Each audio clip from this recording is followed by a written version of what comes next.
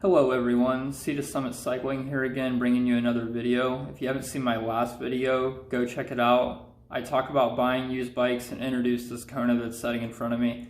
If you're new to the channel, please subscribe and check out my other videos / playlists as well.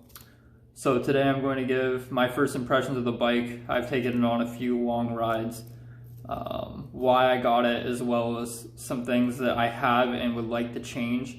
But before I do that, I just want to say that everything I say about the bike is my opinion. I am in no way a professional. I just really enjoy bikes, and I enjoy sharing what little bit of knowledge I do have with the cycling community.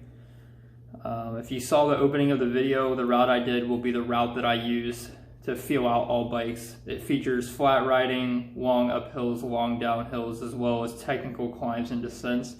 It will not be a test of speed, as of different bikes are obviously built for different reasons and will perform differently. It's more of a route to give me time to shake down a bike and find what I do and do not like about it.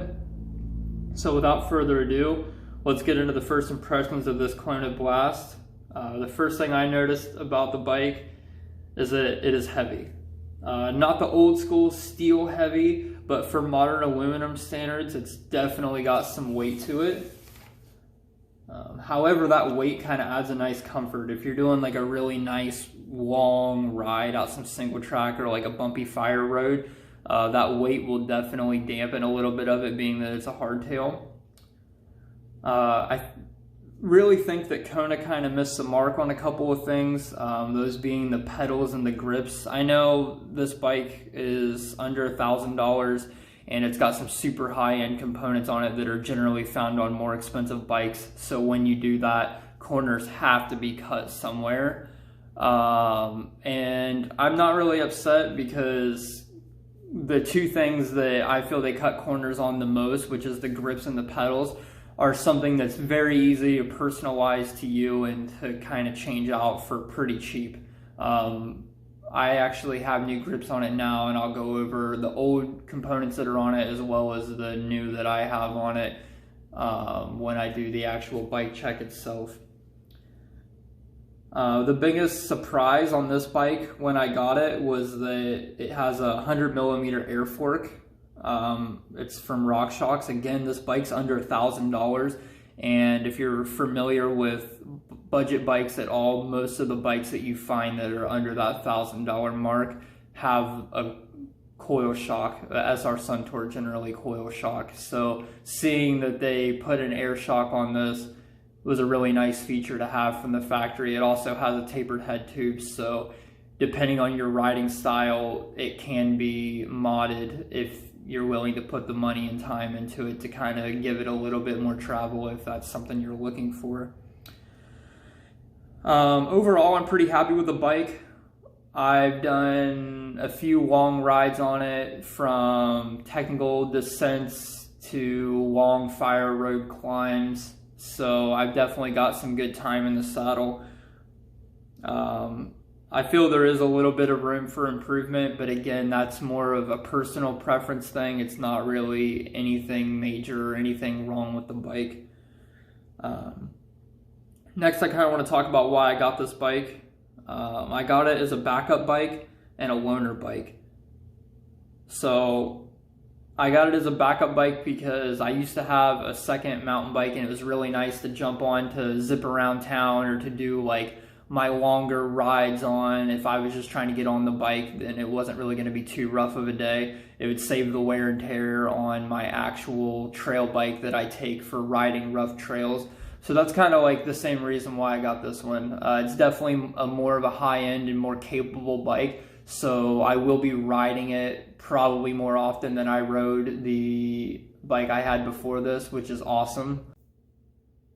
So now that we've kind of talked about the bike and I've given my impression of it and kind of a rundown as to why I got it, I'll take you up and show you some of the components that's on it. So starting at the front, like I always do, I put these orange lock-on grips. It came with these black slip-on grips. The comfort was fine. Honestly, I didn't really have much of an issue with the comfort. I just really wanted lock-on grips for the convenience of being able to take them on and off. I already had to take these off once, and it's just a pain. It's got a nice wide cross-country handlebar. Kona definitely tried to go for more of like a cross-country feel on this bike. I don't know the width. I want to say it's probably 720 mil. That seems to be pretty standard, either that or 740. And it also has a 70 millimeter plus 7 millimeter rise or negative on the stem. 70 millimeter, I think, is a pretty good kind of in-between size for if you're not really sure if you're going to trail ride it or kind of be more of like an XC cross-country type rider. Me personally, with wanting to do more of a cross-country build, I'm going to go to a 85 or 90 mil just to kind of give me that little bit of a longer reach for the climbs and for just the quicker times on flat ground. So it is a 9-speed in the rear and a 3-speed in the front, and it has Altus matching shifters as well as Shimano hydraulic disc brakes. The Shimano hydraulic disc brakes, in my opinion, is a big selling feature. I feel a lot of the bikes you see in the under like $1,000 price range tend to feature Tektro, or if they do have Shimano, it's generally mechanical, not hydraulic. So that's pretty awesome that it has those. Moving down, again, it has a tapered head tube with a sealed FSA headset and 100 millimeter RockShox air shock. Going back to the brakes, it has 160 millimeter front and rear brake with 27.5 wheels on WTB Vigilante 2.3 tires, and that's the same front and rear. Moving on down the bike, it's got a Shimano Acera, I believe, 3-speed drivetrain in the front with a Shimano Altus front derailleur. I don't really know if I want to keep the 3-speed drivetrain. I think I want to go to a 2x. I definitely don't want to go to a 1x on it because that would kind of make it more trail oriented than what I'm wanting. I definitely want to stick to the more cross-country side of things. But I don't know. We'll see. We'll see what the future holds. One thing I should mention is that this crankset features an Octolink crankset, not the square taper kind of cheap crappy cranksets that you tend to see on more budget-friendly bikes. I also put these Wellgo pedals on it. This definitely is not permanent. These are actually on my Raleigh when I got it, but it had these really crappy plastic, just absolute junk pedals. And again, that doesn't really surprise me because with the high-end components this bike has, you have to cut corners somewhere, and again, grips and pedals are something that's very easy for the customer to change out and kind of do what they want to do with anyway, so I don't blame them for that. Moving on back, it's got a Shimano branded 8-speed cassette. It's 12 tooth all the way up to a 36 tooth, so that paired with the 22 to 42 tooth or 36 tooth, I believe, on the front. I'll post that up above.